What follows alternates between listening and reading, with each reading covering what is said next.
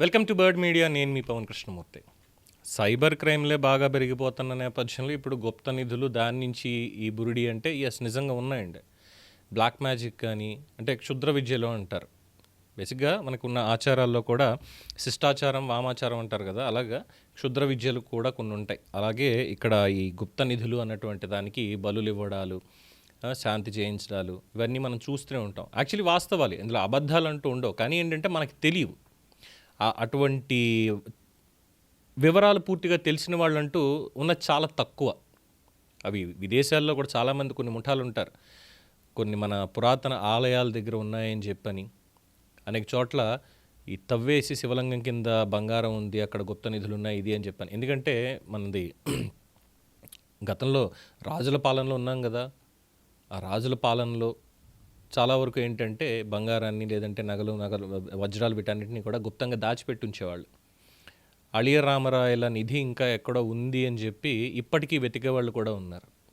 ఇలాగా అంటే గుప్త నిధి అంటే ఏం లేదు, దేవుడు ఏదో పెట్టేశాడు కాదు. మనకి పూర్వులు ఎవరో, అప్పట్లో రాచరికంలో ఉన్నప్పుడు మన పూర్వులు ఎవరో తీసుకెళ్ళి లంకె బిందులు అంటూ ఉంటారు, అవేం దొరకవు. ఎక్కడో సరే ఈ నా జనరేషన్లో ఎవరో ఒకళ్ళకి ఇది చెందాలి, దీనివల్ల వాళ్ళు అభివృద్ధిలోకి రావాలని చెప్పి ఇంట్లో ఒక చోట ఎక్కడో దాచిపెట్టుంటారు. కాలక్రమంలో మారి మారి మారి మనకి బయటపడుతూ ఉంటాయి కదా. మొన్న కూడా ఎక్కడో పొలంలో సాగు చేస్తూ ఉంటే కాసుల పేరు బంగారం ఇవన్నీ కూడా దొరికేట. సరే అదంటే వాళ్ళు ఏదో దాచుకున్నారు పాపం, అది వేరే విషయం, అక్కడేం లంకి బిందులు కాదు. మనకి పురావస్తు శాస్త్రవేత్తలు వీళ్ళందరూ కూడా తవ్వకాలు చేసినప్పుడు నాణ్యాలు ఇవన్నీ దొరుకుతూ ఉంటాయి. కొన్ని చోట్ల పాతబడినటువంటి ఇంటి కప్పును రిపేర్ చేస్తుంటేనో, గోడలు రిపేర్ చేస్తుంటేనో, పునాదులు తీస్తుంటేనో అక్కడ లంకి బిందులు బయటపడ్డాయి, దాంట్లో నగలు బయటపడ్డాయి ఇదని చెప్తూ ఉంటారు కదా. ఇవన్నీ చూస్తాం, ఇవన్నీ యాక్చువల్లీ వాస్తవాలే. అయితే ఇక్కడ ఈ హైదరాబాద్లో జరిగినటువంటి ఇంకొక ఘరానా మోసం, మామూలు మోసం కాదు ఇది. ఏకంగా ₹1,00,00,000 గుప్త నిధుల పేరు చెప్పి అమాయకుల్ని బురిడి కొట్టించుకుంటూ ఏకంగా ₹1,00,00,000 దోచుకున్నటువంటి 4 సభ్యుల ముఠ హైదరాబాద్లో పోలీసులకి చిక్కింది. ఇంటి కింద గుప్త నిధులు ఉన్నాయని నమ్మించడం, ఆ తర్వాత ఈ తవ్వకాలు జరిపించడం, చివరికి బొగ్గు నకిలీ బంగారు నాణాలు చూపించి డబ్బులు వసూలు చేయడం, ఈ ముఠా చేసే మోసం విధానం ఇదే.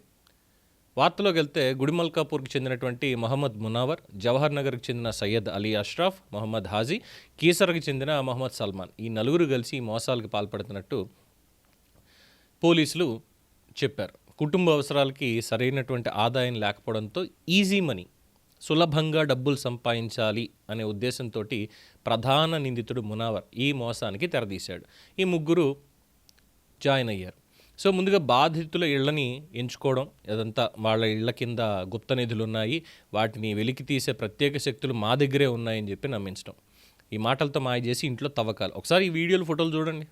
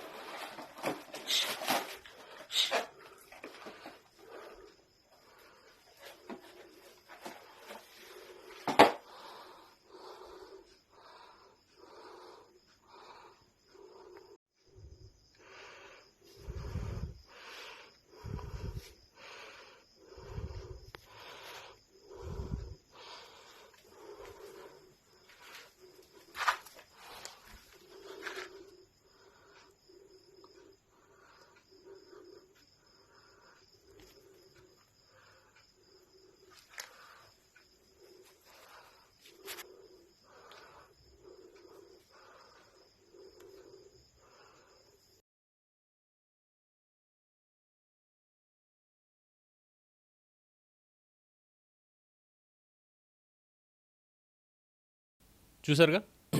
సో వీళ్ళు ఏం చేస్తారంటే ముందుగానే సిద్ధం చేసుకున్నటువంటి నకిలీ బంగారు నాణ్యాలు, బొగ్గు ఉన్నటువంటి సంచుల్ని తవ్విన ప్రదేశంలో పెట్టేవాళ్ళు. ఆ తర్వాత వాటిని చూపిస్తూ గుప్త నిధులు దొరికాయి అని చెప్పి నమ్మించేవాళ్ళు. అంతేకాకుండా అందులో ఉన్నటువంటి బొగ్గు కొద్ది రోజుల్లో బంగారంగా మారుతుంది. ఎలాగంటే ఇదంతా కూడా బంగారమే, ఇదంతా కూడా బంగారమే, మీరు ముట్టుకుంటే బొగ్గులాగే ఉంటుంది, దీనికి ప్రత్యేక పూజలు చేయాలి, ఎందుకంటే దీన్ని దాచిపెట్టిన వాళ్ళు దీనికి శాపం పెట్టున్నారు, ఇది నాకు సంబంధించిన వాళ్ళకి కాకుండా ఇంకెవరికైనా దొరికితే అది బొగ్గుగా మారిపోవాలి అని చెప్పని, అందుకే అలా మారిపోయింది అది. సో దీనికి మళ్ళీ ప్రత్యేక పూజలు చేస్తే ఈ బొగ్గు అంతా కూడా బంగారంగా మారుతుంది అని చెప్పి ఈ దొంగ నాణాలు చూపించడం, ఇవన్నీ చేసి మభ్యపెట్టడం.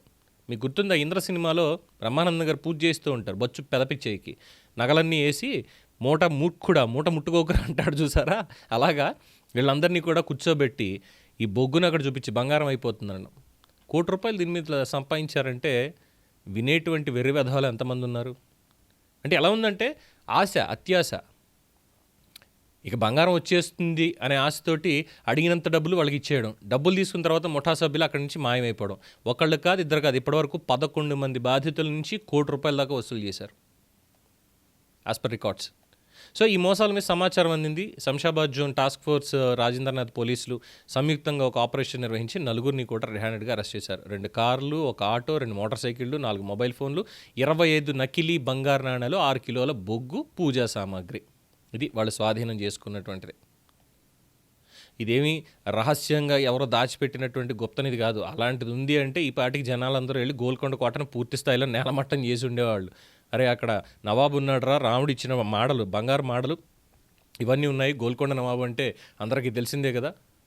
వజ్రాలన్నీ కూడా ఇక్కడికే వచ్చేవి కొల్లేరు దగ్గర నుంచి. ఇక్కడి నుంచి అమ్మకం జరిగేవంటే గోల్కొండ కోటలో ఎక్కడో ఒక చోట లోపల వజ్రాలు, వైఢూర్యాలు దాచిపెట్టి ఉంటాడని చెప్పి ఈ పాటికి గుణపాలు, పారలు, పలుగులు వేసుకుని తవ్వడానికి వెళ్ళేవాళ్ళు. అవి ఉన్నాయి. అది ఎవరికి దొరకాలో, ఎప్పుడు దొరకాలో అప్పుడే దొరుకుతాయి. వాటికంటూ ఒక టైం అనేది ఉంటుంది. అంతే తప్ప మనం ఏదో వెళ్ళి తవ్వేసుకుందాం ఇష్టం వచ్చినట్టు అంటే కుదరదు. రెండోది, మనకి ఆర్కియాలజికల్ సర్వే ఆఫ్ ఇండియా వాళ్ళు ఉన్నారు, పురావస్తు శాఖ. వాళ్ళకి ఇప్పుడు ఎక్కడైనా దొరికింది అంటే అది మనది కాదు. మన ఇంట్లో దొరికింది అన్నా కూడా ముందు వాళ్ళకి ఇన్ఫామ్ చేయాలి. మన ఇంట్లోనే ఏది, ఇప్పుడు మా తాతగారి ఇల్లు ఉంది, అది దాదాపుగా ఒక 200 ఏళ్ల ఇల్లు అనుకుందాం. 200 సంవత్సరాల క్రితం కట్టిన ఆ ఇంట్లో మా ముత్తాతలు, మా తాత, తర్వాత మా తండ్రి, నేను అందరూ ఉంటున్నాం. సరే దాన్ని రెనోవేట్ చేసుకోవాలి, ఏదో మొత్తం అన్ని కూడా మళ్ళీ తీస్తుంటే నాకు అందులో ఏదైనా దొరికింది అనుకోండి, ఖచ్చితంగా ఆ స్థలం నాదే. 200 ఏళ్ళ నుంచి మేము ఉంటున్నాం కాబట్టి దానికి సంబంధించింది నాకే హక్కు ఉంటుంది. బట్ 200 సంవత్సరాలది అనగానే ముందు ఆర్కియాలజీ వాళ్ళకి తెలియజెప్పాలి. భూమిలో దొరికిందంతా కూడా నాదే అనుకోవడానికి లేదు. దానికంటూ రూల్స్ అండ్ రెగ్యులేషన్స్, క్లాజెస్ చాలా ఉన్నాయి. సో అనవసరంగా ఇలాంటి ఆశలు పెట్టుకొని చేసుకోకండి. ఎందుకంటే ఇక్కడ చూసిందంతా కూడా చూసారుగా వీడియోల్లో, అదేమి రహస్యంగా వాళ్ళు ఇల్లు తవ్వితే అందులో నుంచి బయటపడింది ఏమి కాదు. ముందే వీళ్ళు సిద్ధం చేసుకొని బొగ్గు, నకిలీ నాణాలు పెట్టి వాళ్ళని అమాయకత్వం కూడా అనడానికి లేదు, అత్యాశ. వాళ్ళ అత్యాశే వీళ్ళకి బంగారు గని. అందుకే 11 మంది ఎంతంత దగ్గర 10 లక్షల దాకా ఒక్కొక్కళ్ళు తగలబెట్టుంటారుగా. అది.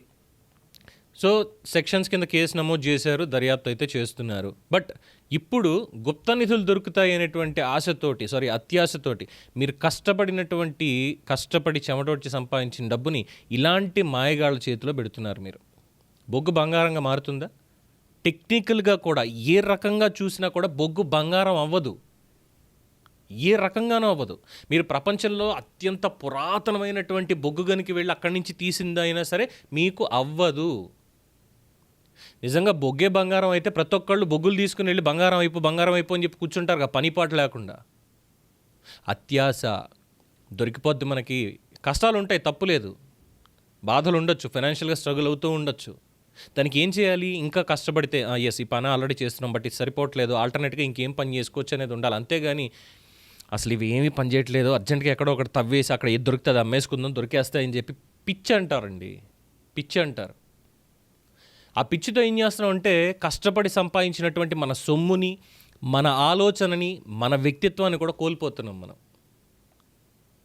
ఈ కాలంలో ఇంత టెక్నాలజీ వచ్చిన తర్వాత వాళ్ళని అడగాల్సింది, నిజంగా అక్కడ ఏమన్నా బంగారం ఉంది ఇది అనుకుంటే, ఎవరు బాబు ముందెళ్ళి ఆ మెటల్ డిటెక్టర్ ఉంటుంది దాన్ని తీసుకురా, నువ్వు టెస్ట్ చేద్దాం, దాంతో ఇక్కడ పూజలు చేసినంత మాత్రాన వచ్చేది అని చెప్పాలి.